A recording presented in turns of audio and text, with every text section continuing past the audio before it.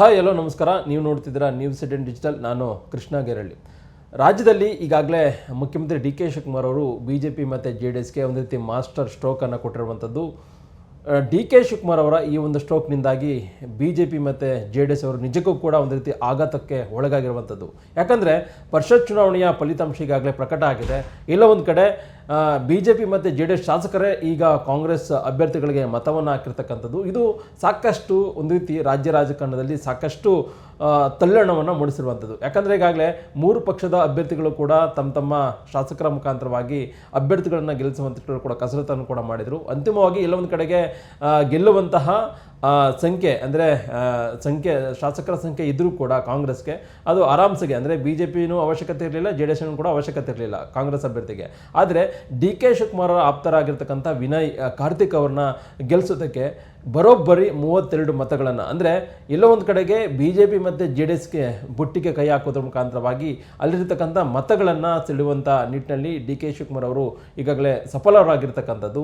ಹಾಗಾಗಿನೇ ಈಗ D K Shivakumar ಅವರ ಈ ಒಂದು ನಡೆ BJP ಮತ್ತು JDSಗೆ ಒಂದು ರೀತಿ ದೊಡ್ಡ ಮಟ್ಟದ ಶಾಕ್ ಆಗಿ ಕೂಡ ಈಗಾಗಲೇ ಒಳಗಾಗಿರುವಂಥದ್ದು. ಒಂದು ಕಡೆಗೆ ಇಲ್ಲೊಂದು ಕಡೆ ಈಗ ಡಿ ಕೆ ಶಿವಕುಮಾರ್ ಯಾವಾಗ ಮಾಸ್ಟರ್ ಸ್ಟ್ರೋಕನ್ನು ಕೊಟ್ಟರು, ಇದರಿಂದ ಹೊರಗಡೆ ಬರೋದಕ್ಕೂ ಕೂಡ ಎಲ್ಲೊಂದು ಕಡೆ BJP ಮತ್ತು JDS ನಾಯಕರು ದೊಡ್ಡ ಮಟ್ಟದ ಒದ್ದಾಡ್ತಾ ಇರುವಂಥದ್ದು. ಯಾಕಂದರೆ ಒಂದು ಕಡೆಗೆ ತಮ್ಮದೇ ಪಕ್ಷದ ಶಾಸಕರನ್ನು ರಕ್ಷಣೆ ಮಾಡ್ಕೊಳ್ಳೋಕ್ಕಾಗದೇ ಇರತಕ್ಕಂಥ ಒಂದು ಪರಿಸ್ಥಿತಿಯಲ್ಲಿ JDS ಮತ್ತು BJP ನಾಯಕರು ಇರತಕ್ಕಂಥದ್ದು.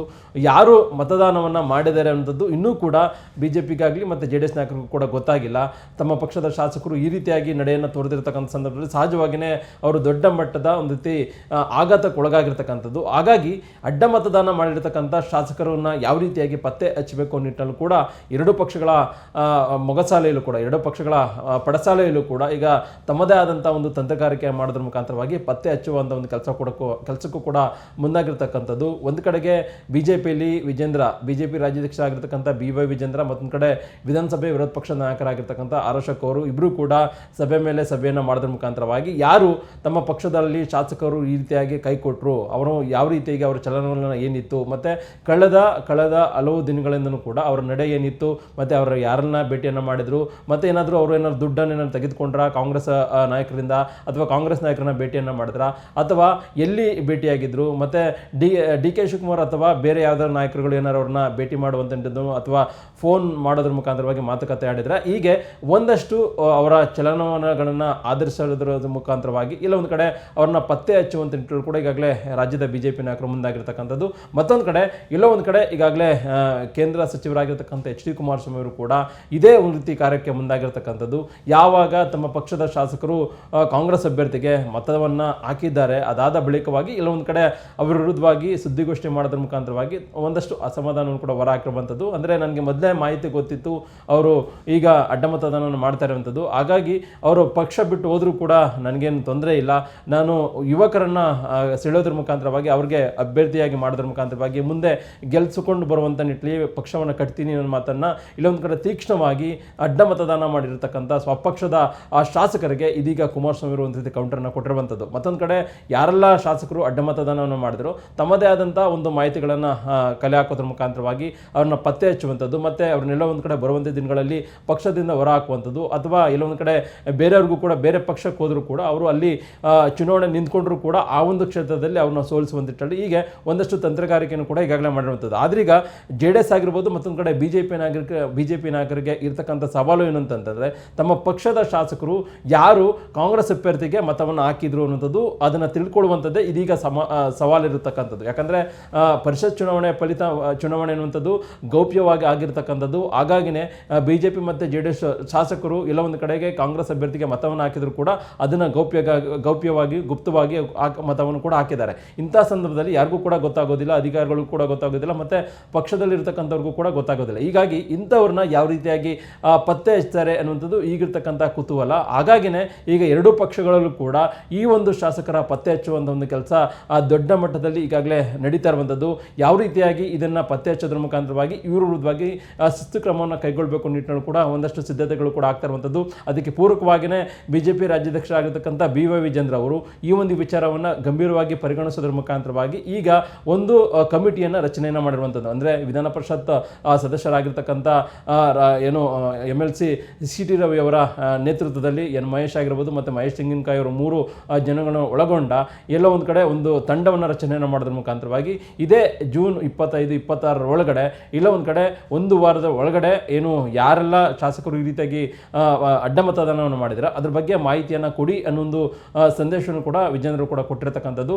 ಆ ಒಂದು ಕಮಿಟಿಯವರು ಒಂದಷ್ಟು ಪರಿಶೀಲನೆ ಮಾಡಿ ಸತ್ಯಾಸತ್ಯತೆಯನ್ನು ತಿಳಿಯೋದ್ರ ನಂತರವಾಗಿ ಯಾರೆಲ್ಲ ಆ ಶಾಸಕರು ಅಡ್ಡ ಮತದಾನವನ್ನು ಮಾಡಿದರೆ ಆ ಒಂದು ವಿಚಾರವಾಗಿ ಮಾಹಿತಿಯನ್ನು ಕಲೆ ಹಾಕಿ ಅದಾದ ಬಳಿಕವಾಗಿ ವಿಜೇಂದ್ರ ಅವರಿಗೆ ಮಾಹಿತಿಯನ್ನು ಸಲ್ಲಿಕೆಯನ್ನು ಮಾಡ್ತಾರೆ.